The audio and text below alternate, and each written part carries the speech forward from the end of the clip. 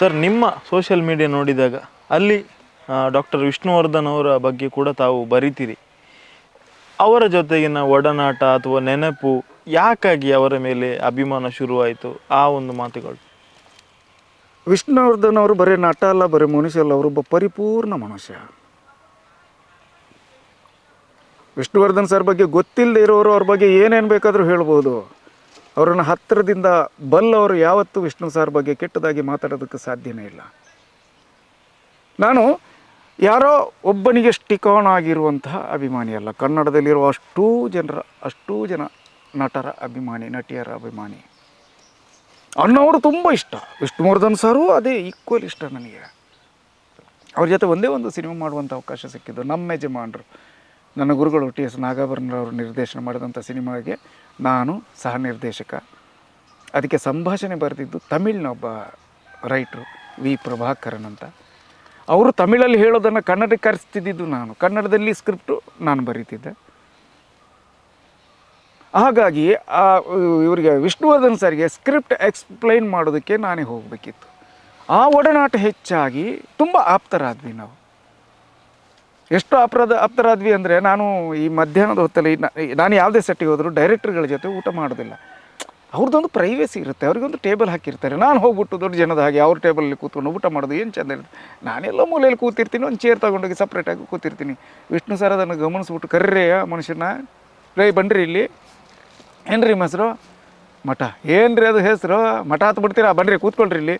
ನನ್ನ ಗುರುಗಳು ಕೂತಿದ್ದಾರಲ್ಲಿ, ನಾಗಾಭರಣ ಸರು, ನನ್ನ ಸಾಕು ತಾಯಿ ಕೂತಿದ್ದಾರಲ್ಲಿ, ನಾಗಾಭರಣ ಸರ್ ಮಿಸ್ಸಸ್ಸು. ಅಯ್ಯೋ, ನನ್ನ ತಂದೆ ಎದುರಿಗೆ ಮತ್ತು ಟಿ.ಎಸ್. ನಾಗಾಭರಣರವರ ಎದುರಿಗೆ ನಾನು ಇವತ್ತಿನವರೆಗೂ ನೇರ ಕೂತಿದ್ದಿಲ್ಲ. ಇಷ್ಟು ವರ್ಷಗಳಲ್ಲಿ ಕೂಡ ನಾನು ನೇರ ಕೂತಿದ್ದಿಲ್ಲ. ಸ್ವಲ್ಪ ದೂರದಲ್ಲಿ ಕೂತಿರ್ಬೋದು, ಹೀಗೆ ಎದುರ ಕೂತಿದ್ದಿಲ್ಲ. ಅಲ್ಲಿ ಮುಂದುಗಡೆ ನಾಗಾಭರಣ ಸರ್ ಇದ್ದಾರೆ, ಅಮ್ಮ ಇದ್ದಾರೆ, ನಾನು ಹೋಗಿ ಅವ್ರ ಮುಂದೆ ಕೂತ್ಕೊಳ್ಳಿ ಅಂತ ವಿಷ್ಣುವರ್ಧನ್ ಸರ್ ಇದ್ರೆ ನಾನು ಹೆಂಗೆ ಕೂತ್ಕೊಳ್ಳಿ? ಇದು ನಾಗಾಭರಣ ಸರ್ ಗೊತ್ತಿದೆ ನಾನು ಕೂತ್ಕೊಳ್ಳಲ್ಲ ಅಂತ. ನಾನು ಹೀಗೆ ಮಾಡ್ತಾ ಕೂತ್ಕೊಂಡೆ. ಏಯ್ ಕೂತ್ಕೊಳ್ರಿ ಹಿಂಗಂದೆ. ರಪ್ಪ ಅವ್ರು ಎದ್ಬಿಟ್ರು ವಿಷ್ಣು ಸರ್, ನೀವು ಕೂತ್ಕೊಳ್ಳಲ್ವ? ನಾನು ಕೂತ್ಕೊಳ್ಳಲ್ಲ. ನಾನು ಹೇಳಿದೆ, ಏಯ್ ಕ್ಯಾನ್ಸಲ್ ಊಟ ಅಂತ. ಆಮೇಲೆ ನಾಗಾಭರಣ ಸರ್ ಹೇಳಿದ್ರು, ಕೂತ್ಕೊಳ್ರಿ. ಕೂತ್ಕೊಂಡೆ, ವಿಷ್ಣು ಸರ್ ಕೂತ್ಕೊಂಡ್ರೆ. ಅಲ್ಲಿಂದ ನನ್ನ ಮತ್ತು ವಿಷ್ಣು ಸರ್ದು ಬಾಂಧವ್ಯ ಜಾಸ್ತಿ ಆಯಿತು. ಇದು ಮೈಸೂರಲ್ಲಿ ನಡೆದ ಘಟನೆ. ನನಗೆ ನಾನ್ ವೆಜ್ ಇದ್ದಿದ್ದೆಲ್ಲ ನನಗೆ ಹಾಕಿಸ್ತಿದ್ರು. ಕಡ್ರೆ ತಿನ್ರಿ, ತುಂಬ ಚೆನ್ನಾಗಿ ಡೈಲಾಗ್ ಹೇಳ್ತಾರೆ, ಓದ್ತಾರೆ.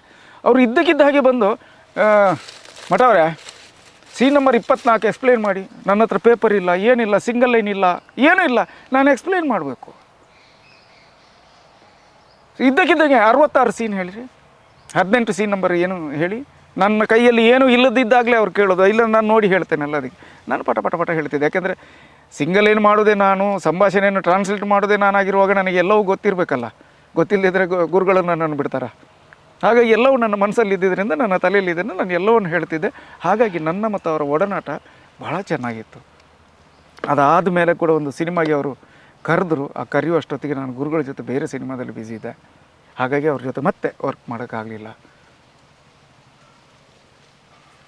ಎಷ್ಟು ಅವರನ್ನು ಕಳೆದುಕೊಂಡ ಸಮಯದಲ್ಲಿ ಏನಾದರೂ ಹೋಗಿ ನೋಡಿದ್ದಾದರೂ ನೆನಪಿದೆ? ಇಲ್ಲ, ನಾನು ಊರಲ್ಲಿ ಇರಲಿಲ್ಲ, ಅಂದರೆ ಬೆಂಗಳೂರಲ್ಲಿ ಇರಲಿಲ್ಲ. ನಾನು ಊರಲ್ಲಿದ್ದೆ. ಅಪ್ಪು ಸರ್ ಹೋದಾಗಲೂ ಇಲ್ಲಿದ್ದೆ, ಅಣ್ಣವ್ರು ಹೋದಾಗಲೂ ಇದ್ದೆ, ವಿಷ್ಣು ಸರ್ ಹೋದಾಗಲೂ ನಾನು ಊರಲ್ಲೇ ಇದ್ದೆ.